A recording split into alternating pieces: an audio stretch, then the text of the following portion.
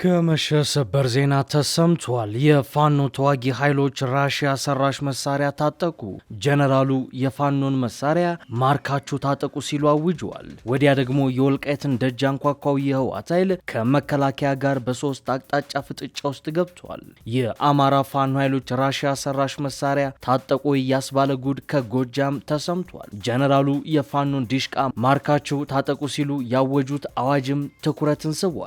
እንደ ትኩስ ድንች አይዋጥ አይተፋ የሆነው የአማራ ክልሉ ውጊያ ሲቀጥል ከጎጃም ቀጠና ሁለት ከባባድ ጉድ ተሰምቷል። ጀነራሉ ዲሽቃ ማርከ ታጠቅ የሚል ጥሪ ሲያሰሙ የመከላከያ ሰራዊቱ በበኩሉ ከፋኖ ራሽያ ሰራሽ የቡድን መሳሪያን ማርክ ያለው ብሏል። ይህም የተናቀውና ተበትኗል ቆሞ መዋጋት አይችልም የተባለው ፋኖ የራሽያ ስሪት የሆነ መሳሪያ እስከ መታጠቅ ደርሷል የሚያስብል ጥያቄን አስነስቷል። በሸዋ ደግሞ በፋኖና በኮማንዶ ኃይሉ መካከል ከባድ የሞት ሽረት ውጊያ ሲደረግ መዋሉ ተሰምቷል። መረጃውን በቀዳሚነት በዝርዝር እናስደምጣችኋለን።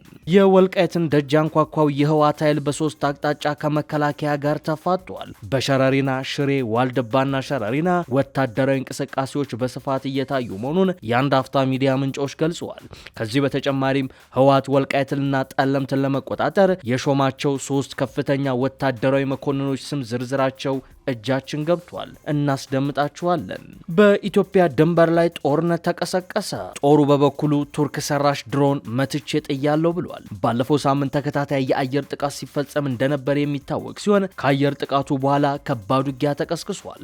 በዚህም በኢትዮጵያ ወዳጅ ዩናይትድ አረብ ኤምሬቶች የሚደገፈው ኃይል ማፈግፈጉን የቱርኩ የዜና ወኪል አናዶሉ ዘግቧል። ጦርነቱ እየተሳበና ዳዴ እያለ ወደ ኢትዮጵያ ዘልቆ ሊገባ እየተንደረደረም ነው። እናስደምጣችኋለን። ኢራን ዶናልድ ትራምፕን ለመግደል ዛተች። የኢራን ዜና ምንጮች እንዳወጡት ዘገባ ትራምፕ በጸብ አጫሪ ድርጊታቸው ከቀጠሉ ትራምፕን እናስወግዳለን የሚል አቋም በቴሄራን ባለስልጣናት በኩል እየተስተጋባ እንደሆነ ጽፈዋል። በሌላ በኩል በአሜሪካና ኢራን መሃል ያለው ውጥረት ወደ ጦርነት የመቀየሩ ነገር አይቀሬ የሆነ መምጣቱም ታውቋል። በዛሬው ዕለትም አሜሪካ ወደ ኢራን አካባቢ ቢግ አርማዳ ወይም ግዙፍ የባህር ኃይል ስብስብ አስጠግታለች ተብሏል። አክብሮታዊ ሰላምታችን በያላችሁበት የዓለም ዳርቻ ይድረሳችሁ። የተወደዳችሁ የአንድ አፍታ ቤተሰቦች ከአንድ አፍታ ለምሽት የተደመጡ መረጃዎችን አጠናቅረናል። አሁን ወደ ዝርዝሩ እናምራ።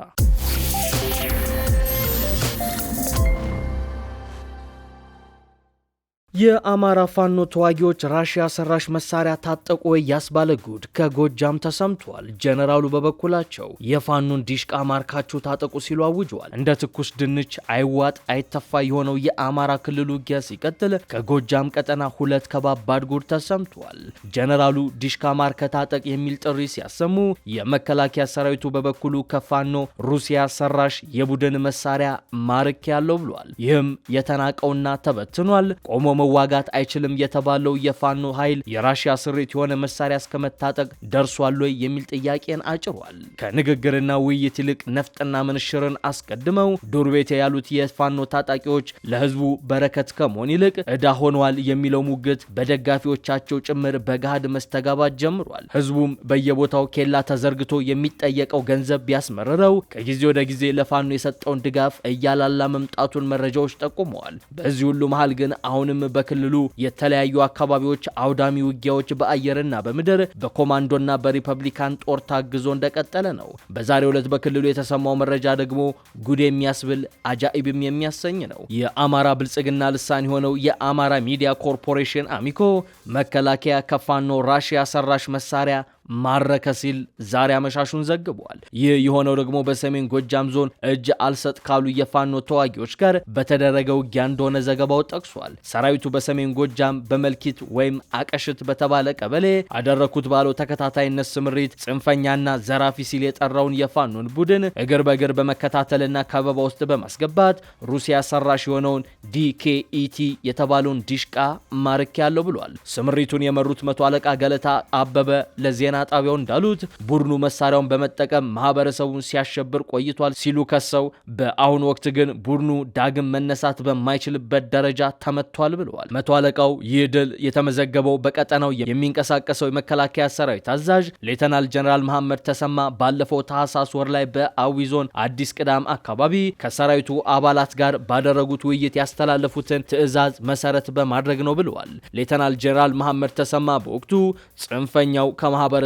ዘርፎ የገዛውን ዲሽቃ ማርካችሁ ታጠቁት በማለት የሰጡትን ግዳጅ የቀጠናው የመከላከያ ሰራዊት አባላት በቀንና በሌሊት በሰሩ ስራ ውጤት መጥቷል ሲሉ ተደምጠዋል።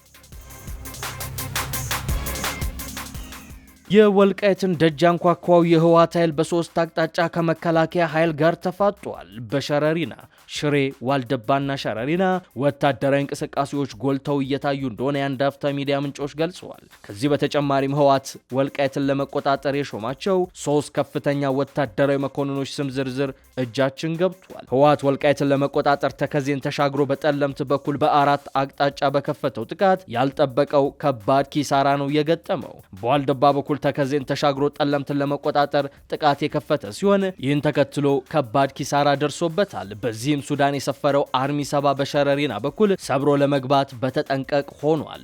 ትላንት ጥር 28 አመሻሹን በጠለምት በተለያዩ አካባቢዎች ምንጮች እንደገለጹት ከሆነ ህወሓት ወልቃይትን ለመቆጣጠር 3 ከፍተኛ ወታደራዊ አዛዦችን ሾሟል። በጥቅሉ የሰራዊት መሪ በሚል ጀነራል ገብረስላሴ ግርማይ ወይም ወዲ እምበይተይን፣ ዘመቻ መምሪያ በማድረግ ደግሞ ጀነራል ዮሐንስ ወይም ጆን መዲድን፣ ስልጠና መምሪያ ጀነራል ምግብ ኃይሌን፣ መረጃና ደህንነት ኃላፊ ጀነራል ማሾ በየነን፣ ጽምዶ ወይም ፎካል ፐርሰን በሚል ጀነራል ፍስሐ ኪዳኑን ወይም ፍስሐ ማንጁስን ሾሟል። ከዚህ በተጨማሪም የወልቃይት ጠገዴ ጠለምት የጥቃት መሪዎች በሚል ጀነራል ፍስሐ ወልደ ጊዮርጊስ ወይም በቅጽል ስማቸው ወዲ ወርቄ አይኑ እንዲሁም ጀነራል አብርሃ ድንኩል፣ ኮሎኔል ጸጋይ ማርከስን 3ቱን ከፍተኛ የጦር ጀነራሎችና ኮሎኔሎች እንደሾመ የአንድ አፍታ ሚዲያ ምንጮች አስረድተዋል። የኢትዮጵያ ድንበር ላይ አዲስ ጦርነት ተቀሰቀሰ። ጦሩ ቱርክ ሰራሽ ድሮን መቶ መጣሉንም ይፋ አደረገ። ባለፈው ሳምንት ተከታታይ የአየር ጥቃት ሲፈጸም እንደነበር የሚታወስ ሲሆን ከአየር ጥቃቱ በኋላ ድንበር ላይ ከባድ ውጊያን ተቀስቅሷል። በዚህም በኢትዮጵያ ወዳጅ ዩናይትድ አረብ ኤምሬትስ የሚደገፈው ኃይል ማፈግፈጉን የቱርኩ አናዶሉ የዜና ወኪል ዘግቧል። ጦርነቱ እየተሳበና ዳዴ እያለ ወደ ኢትዮጵያ ዘልቆ ሊገባም እየተንደረደረ ነው። የሱዳኑ ጦርነት ወደ ኢትዮጵያ እየሰፋ ነው። በተለይም የብልጽግና መንግስት በቤኒሻንጉል ጉሙዝ ክልል ለፈጥኖ ደራሽ ኃይሉ የጦር ቤት ሰጥቷል የሚል ክስ ከቀረበበት ወዲህ ጦርነቱ የመስፋፋት አዝማሚያን አሳይቷል። ከሰሞኑም ኢትዮጵያና ሱዳን በሚዋሰኑበት ድንበር ላይ አዲስ ውጊያና የጦር ግንባር ተከፍቷል። የአልቡርሃን ጦር የፈጥኖ ደራሽ ኃይል ይዞታ የነበረውንና በኢትዮጵያ ድንበር አቅራቢያ የሚገኝ አካባቢ መቆጣጠሩን የቱርኩ የዜና ጣቢያ አናዶሉ ዘግቧል። የሁለቱ ጀነራሎች ፍልሚያ ትኩረታቸውን ከቅርብ ጊዜ ወዲህ ከኢትዮጵያ ጋር በሚዋሰኑ ብሉ ናይል ግዛት ላይ አነጣጥረዋል። የሱዳን ጦር ከኢትዮጵያ ድንበር በቅርብ ርቀት ላይ ከምድር ጦር ስምሪት እስከ አየር ድብደባ በተደጋጋሚ እየፈጸመ ነው። ከሰሞኑ በቤኒሻንጉል ጉሙዝ ክልል በቅርብ ርቀት ላይ የአየር ድብደባ የፈጸመም ሲሆን የምድር ጦር ጥቃቱን አጠናክሮ ፈጥኖ ደራሽ ኃይሉ የተቆጣጠራቸውን የድንበር ቦታዎች አስለቅቋል። የአልቡርሃን ጦር በኢትዮጵያ ድንበር አቅራቢያ ብሉ ናይል ግዛት ውስጥ የሚገኘውን የአልሲልካ አካባቢ ተቆጣጥሯል። ጦሩ የተቆጣጠረው የኢትዮጵያ ድንበር አዋሳኝ ወሳኝ ቦታ ሲሆን ረዘም ላለ ጊዜም በፈጥኖ ደራሽ ኃይሉ ቁጥጥር ስር የነበረ ነው። ጦሩ ከኢትዮጵያ ድንበር አቅራቢያ ወሳኝ ስትራቴጂክ ቦታ መቆጣጠሩን የገለጸው ከአየር ጥቃት በኋላ በምድር ዘመቻ ካካሄደ በኋላ ነው። በተጠና ሁኔታ እየተፈጸመ ነው በተባለለት በዚህ ወታደራዊ ዘመቻ የፈጥኖ ደራሽ ኃይሉ በኢትዮጵያ ድንበር አቅራቢያ ያለውን ወሳኝ ይዞታና ቦታ ለመልቀቅም ተገዷል። በፈጥኖ ደራሽ ኃይሉና በአጋሩ የሱዳን ህዝብ ነጻነት ንቅናቄ ሰሜን ጦር ቁጥጥር ስር የነበሩት የድንበር ስፍራዎች ወሳኝ ስትራቴጂክ የጦር ቦታዎች እንደሆኑ ወታደራዊ ባለሙያዎች ይጠቅሳሉ። የደቡብ ሱዳኑ ታጣቂ ኃይልና ፈጥኖ ደራሽ ኃይሉ በኢትዮጵያ ድንበር አቅራቢያ ወሳኝ ቦታ ማጣታቸውን ተከትሎም በአልቡርሃን ጦር ላይ የተቀናጀ መልሶ ማጥቃት ዘመቻ ያውጃሉ ተብሎም እየተጠበቀ ነው።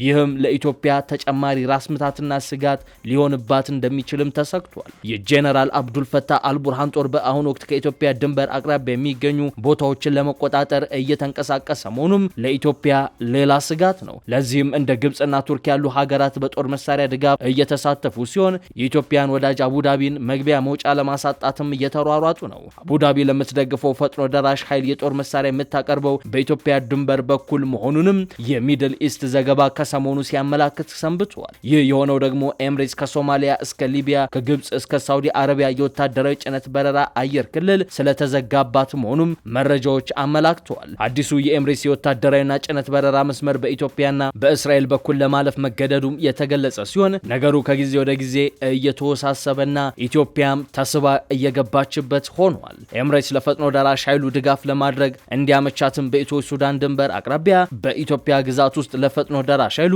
ወታደራዊ ካምፕ እንደመሰረተችም ከዚህ ቀደም በስፋት ተዘግቧል። ኢራን ዶናልድ ትራምፕን ለመግደል ዛተች። የኢራን ዜና ምንጮች እንደዘገቡት ትራምፕ በጸብ አጫሪ ድርጊታቸው ከቀጠሉ ትራምፕን እናስወግዳለን የሚል አቋም በቴሄራን ባለስልጣናት በኩል እየተስተጋባ እንደሆነ ዘግበዋል። በሌላ በኩል በአሜሪካና ኢራን መሃል ያለው ውጥረት ወደ ጦርነት የመቀየሩ ነገር አይቀሬ እየሆነ መምጣቱን በርካታ የዜና ምንጮች እየዘገቡት ነው።